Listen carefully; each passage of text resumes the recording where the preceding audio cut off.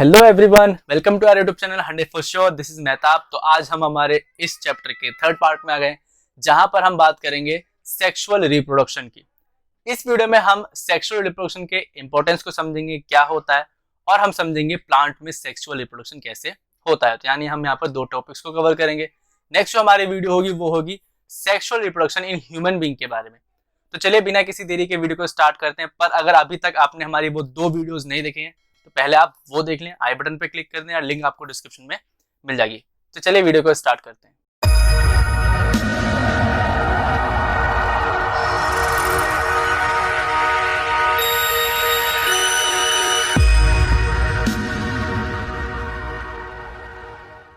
Sexual reproduction यानी ऐसा reproduction जहां पर फ्यूजन हो रहा हो मेल और फीमेल गैमेट का।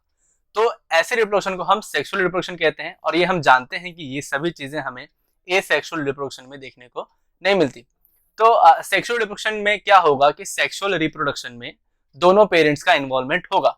यानी एक जो गैमेट है वो हमें मेल से मिलेगा और एक गैमेट जो है हमें वो फीमेल से मिलेगा। अब यहाँ पर हम बात कर लेते हैं कि सेक्सुअल रिप्रोडक्शन इतना इंपॉर्टेंट या फिर इतना अलग क्यों है। देखिए, अगर हम अपनी बात करें तो हम हमारे पेरेंट्स जैसे तो हैं, पर बिल्कुल उनके कॉपी नहीं है। यानी हम उनसे थोड़ा डिफरेंट है। इसी को हम वेरिएशन बोलते हैं कि सिमिलैरिटी होती है। अगर हम एसेक्सुअल रिप्रोडक्शन की बात करें तो एसेक्सुअल रिप्रोडक्शन में जो इंडिविजुअल बनता है, जो पैदा होता है, वो बिल्कुल एग्जैक्ट कॉपी होता है अपने पेरेंट्स का, यानी क्लोन होता है। पर अगर हम सेक्सुअल रिप्रोडक्शन से बनने वालों की बात करें, जैसे कि अगर हम अपनी बात करें, तो हम थोड़ा वेरिएशन के साथ पैदा होते हैं।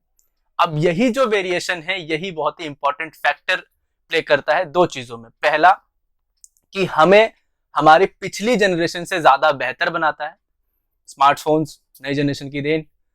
और दूसरा कि सर्वाइवल में हेल्प करता है। कैसे कि अगर सभी पॉपुलेशन एक जैसी होगी और मान लो वहां पे कोई बीमारी आ जाती है, जैसे मान लो कोविड चल रहा है अभी, तो अगर सभी पॉपुलेशन एक जैसी है और अगर उस बीमारी ने पॉपुलेशन के किसी एक बंदे को भी मार दिया, इट मींस कि अब सारे भी नहीं बचेंगे। देखिए कैसे, हमें पता है कि जो गैमेट है वो क्या है, सेल है।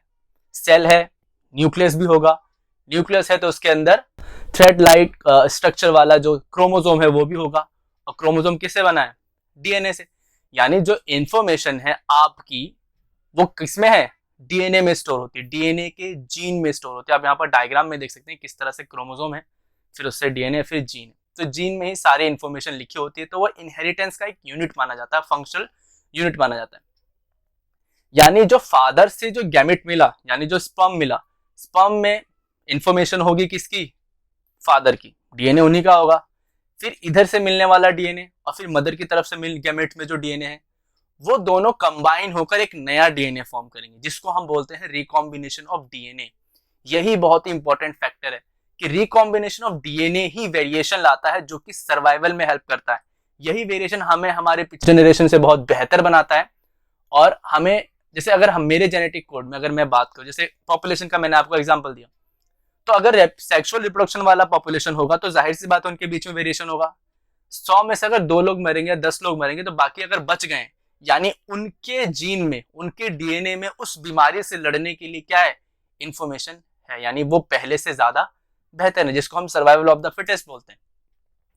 तो ये जो वेरिएशन है ये सर्वाइवल में ही हेल्प करता है कि अगर कोई महामारी आती है तो उससे पूरा मानव जो समूह है वो खत्म नहीं होगा, क्योंकि मानव में कैसा होता है, सेक्सुअल रिप्रोडक्शन होता है। तो ह्यूमंस में सेक्सुअल रिप्रोडक्शन की वजह से, कहीं भी सेक्सुअल रिप्रोडक्शन जब होता है एनिमल्स में, तो वो उनको हेल्प करता है सर्वाइवल में, उनको बेहतर बनाता है।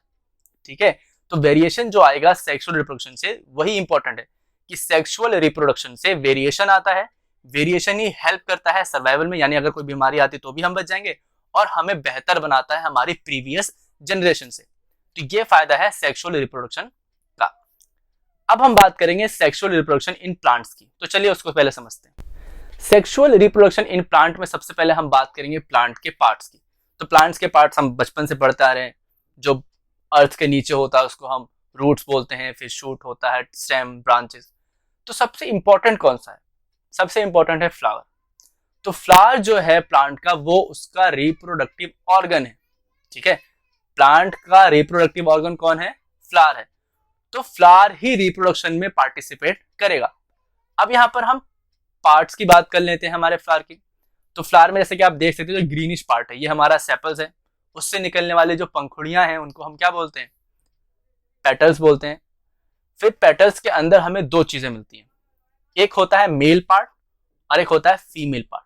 मेल पार्ट जिसको हम बोलते हैं स्टेमेन, ठीक है। स्टेमेन में हमारा आता है एंथर और फिलामेंट, और दूसरा हम देख सकते हैं कि फीमेल पार्ट है जिसको हम बोलते हैं पिस्टिल, जिसमें आता है हमारा सबसे ऊपर पार्ट स्टिग्मा, फिर जो नैरो पाइप टाइप का है उसको हम बोलते हैं स्टाइल, और नीचे जो है उसको हम बोलते हैं ओवरी। ओवरी में ही ओवम या फिर एग हमें देखने को मिलता है, आप डायग्राम में देख सकते हैं। तो फ्लावर में ये पार्ट्स होते हैं, मेल पार्ट और फीमेल पार्ट। अब मेल और फीमेल पार्ट्स की मौजूदगी या प्रेजेंस की वजह से ही हम फ्लावर को जो है दो डिफरेंट फ्लावर्स में बांटते हैं। एक होता है हमारा यूनिसेक्सुअल फ्लावर और एक होता है बाइसेक्सुअल फ्लावर। यूनिसेक्सुअल नाम से पता चला, यूनि मतलब वन। तो यूनिसेक्सुअल फ्लावर में हमें जो रिप्रोडक्टिव पार्ट मिलेगा या तो वो सिर्फ मेल का होगा या सिर्फ फीमेल का होगा, यानी सिर्फ एक ही मिलेगा, ठीक है। या तो हमें स्टेमन मिलेगा या हमें सिर्फ पिस्टिल देखने को मिलेगा, ठीक है। तो इसको हम बोलते हैं यूनिसेक्सुअल फ्लावर, जैसे कि पपाया में देखने को मिलता है, ठीक। अब हम बात करते हैं हमारे दूसरे टाइप ऑफ फ्लावर की, जिसको हम बोलते हैं बाइसेक्सुअल फ्लावर। बाइसेक्सुअल फ्लावर का मतलब होगा जिसमें दो सेक्सेस आपको देखने को मिलेंगे, यानी उसी में मेल भी होगा उसी में फीमेल भी होगा। फॉर एग्जाम्पल मस्टर्ड, ठीक है। तो मस्टर्ड का जो फ्लावर होता है उसमें हमें दोनों ही पार्ट एक ही फ्लावर में मिल जाते हैं। तो ये तो हो गया फ्लावर क्या होता है, क्या स्ट्रक्चर है और कितने टाइप्स का होता है। अब हम यहाँ पर बात करेंगे सेक्सुअल रिप्रोडक्शन के पूरे प्रोसेस की, जो कि हमें फ्लावर में देखने को मिलता है।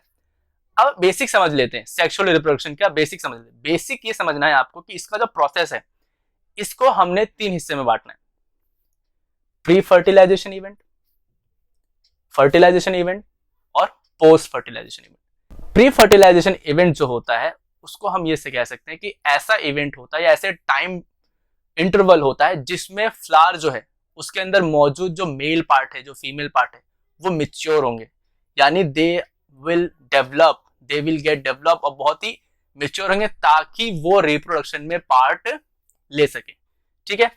तो मेल पार्ट है वो फिली मिच्योर होगा। फिली मिच्योर कब होगा? जब वो पॉलन ग्रेन बनाने लगेगा। यानी अगर हम बात करें मेल पार्ट से मिलने वाले गैमेट की तो वो हमारा किस में होगा? पॉलन ग्रेन में होगा, ठीक है। मेल में क्या स्पर्म मिलता है ह्यूमंस में, उसी तरह से फ्लावर में जो हमें मेल पार्ट जो मिलेगा, मेल पार्ट से जो हमें गैमेट मिलेगा वो किस में होगा? पॉलन ग्रेन में होगा, जो कि एंथर में होगा। आप देख सकते हैं डायग्राम में कि मेल पार्ट में फिलामेंट है जो उसको सपोर्ट देता है एंथर को, और एंथर से ही हमें पॉलन ग्रेन देखने को मिलता है। तो जो एंथर जो स्टेमन है जो पिस्टल है ये मिच्योर होंगे ताकि क्या कर सकें? रिप्रोडक्शन कर सकें, ठीक है। अब इसके बाद आता है अगला इवेंट जिसको हम बोलते हैं पॉलिनेशन का, कि भैया अब मिच्योर हो गए हैं, अब प्रोसेस आगे बढ़ेगा। आगे कैसे बढ़ेगा? पॉलिनेशन से। पॉलिनेशन क्या होता है कि जब एंथर से जो पॉलन ग्रेन है वो स्टिग्मा पे ट्रांसफर हो, यानी transfer of pollen grain from anther to stigma. ये बेसिक डेफिनेशन होगी आपके पॉलिनेशन की। अब जो एंथर से जो ट्रांसफर होगा पॉलन ग्रेन का वो सेम फ्लावर के साथ भी हो सकता है, जैसे कि हमने पढ़ा बाइसेक्सुअल में। बाइसेक्सुअल में क्या होता है? दोनों सेम में होता है ना, सेम ही फ्लावर में होते हैं, तो जाहिर सी बात है उसी प्लांट उसी फ्लावर का पॉलन ग्रेन उसी फ्लावर के स्टिग्मा पे जाएगा। तो इसे हम बोलते हैं सेल्फ पॉलिनेशन, ठीक है। पर जैसे कि हमने दूसरा भी पढ़ा यूनिसेक्सुअल, जिसमें सिर्फ मेल ही मेल होगा या सिर्फ फीमेल ही फीमेल होगा। तो अगर इस तरह के डिफरेंट फ्लावर से डिफरेंट फ्लावर के स्टिग्मा पे पॉलन ग्रेन का ट्रांसफर होता है तो उसको हम बोलते हैं क्रॉस पॉलिनेशन। तो pollination happens in same flower तो वो सेल्फ पॉलिनेशन, जब डिफरेंट फ्लावर के बीच में होगा तो वो क्रॉस पॉलिनेशन कहलाएगा। पॉलिनेशन हो गया, स्टिग्मा पे एंथर पे स्टिग्मा पे जो पॉलन ग्रेन है वो आ गया। अब क्या होगा? अब होगा एक केमिकल डायलॉग। देखिए जब स्टिग्मा फुली मैच्योर हो गया तो इसका मतलब ये थोड़ी है कि चेरी पिकिंग होगी, है ना। बहुत सारे पॉलन ग्रेन गिरेंगे स्टिग्मा के ऊपर, तो क्या स्टिग्मा सभी पॉलन ग्रेन को अलाउ करेगा? नहीं। एक केमिकल डायलॉग होगा दोनों के बीच में, तो जिसका केमिकल डायलॉग यानी संबंध जिससे बन गया उसको आगे अलाउ किया जाएगा। तो आप यहाँ स्ट्रक्चर में देख सकते हैं किस तरह से बहुत 2-3 पॉलन ग्रेन पहले से मौजूद हैं, बस सिर्फ और सिर्फ इजाजत किसी दी गई? एक ही पॉलन ग्रेन को। तो अब क्या होगा? जिसको परमिशन मिल जाएगी उस पॉलन ग्रेन से एक जर्म ट्यूब रिलीज होगी, ठीक है। वो जर्म ट्यूब स्टिग्मा से रिलीज होते हुए, स्टाइल से होते हुए ओव्यूल में पहुंचेगी, जिसको हम बोलते हैं कि ओवरी वाले पार्ट में पहुंचेगी। पॉलन ग्रेन से जो पॉलन ट्यूब निकला है उसमें जो मेल गैमेट होगा वो दो होगा, एक वेजिटेटिव और एक जनरेटिव। ये हम 12th में डिटेल में पढ़ेंगे। तो आप देख सकते हैं कि यहां पर क्या हो रहा है डायग्राम में कि एक जो सेल है पॉलन ग्रेन का वो तो एग के साथ फ्यूज हो रहा है और एक फ्यूज हो रहा है पोलर न्यूक्लियर जो कि सेंटर में। आप देख सकते हैं 3 ऊपर है, 3 नीचे हैं, 2 बीच में। तो हमने क्या जाना कि फर्टिलाइजेशन इवेंट पे आ गए। अब हम किस पे आ गए? फर्टिलाइजेशन इवेंट पे। क्या अब फर्टिलाइजेशन होगा? तो समझ लेते हैं कि फर्टिलाइजेशन क्या होता है। फर्टिलाइजेशन होता है कि जब मेल गैमेट फीमेल गैमेट के साथ फ्यूज होगा और जाइगोट बनाएगा, उसे हम बोलते हैं फर्टिलाइजेशन। कि fusion of male and female gamete to form zygote. और यहां पर हम प्लांट में देख सकते हैं कि 2 न्यूक्लियस हैं, 2 न्यूक्लियस 2 डिफरेंट जगह पे क्या हो रहा है? फ्यूज हो रहे हैं। तो एक नीचे भी फर्टिलाइजेशन हो रहा है और ऊपर भी फर्टिलाइजेशन हो रहा है, तो इसको हम बोलते हैं डबल फर्टिलाइजेशन। तो प्लांट में डबल फर्टिलाइजेशन होता है क्योंकि एक तो पोलर न्यूक्लियर के साथ फ्यूज होता है और एक एग के साथ फ्यूज होता है। ठीक है, तो ये तो होगा डबल फर्टिलाइजेशन। पर अगर आप पोलर न्यूक्लियर की बात करें, सेंट्रल न्यूक्लियस जो हमारा है सेंटर में, जिसमें 2-2 न्यूक्लियस दिख रहे हैं हमें एक ही सेल में, वहां पर एक मेल सेल भी जाके क्या हो रहा है? फ्यूज हो रहा है। यानी 3-3 न्यूक्लियस आपस में क्या हो रहे हैं? फ्यूज हो रहे हैं। तो 3 न्यूक्लियस का फ्यूजन ही क्या कहलाता है? Triple fusion. यहाँ पर 3 न्यूक्लियस आपस में फ्यूज हो रहे हैं तो इसको ट्रिपल फ्यूजन कहा जाता है। तो डबल फर्टिलाइजेशन, सिंगल भी नहीं होता इसमें, डबल फर्टिलाइजेशन और ट्रिपल फ्यूजन क्या होता है आपको ये समझ में आ गया है।